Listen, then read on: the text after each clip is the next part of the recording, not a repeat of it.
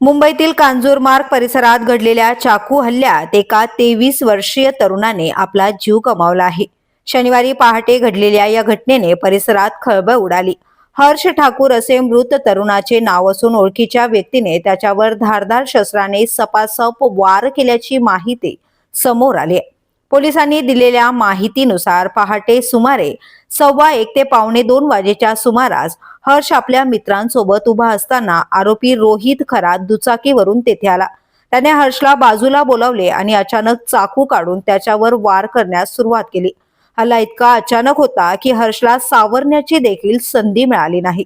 मित्रांनी मदतीचा प्रयत्न केला, मात्र आरोपीने त्यांनाही धमकावत घटनास्थळावरून पळ काढला.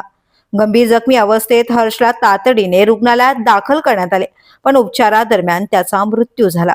या घटनेनंतर पोलिसांनी तात्काळ तपास सुरू करत सीसीटीव्ही आणि तांत्रिक माहितीच्या आधारे जालना येथे सापळा रचून आरोपीला अटक केली आहे.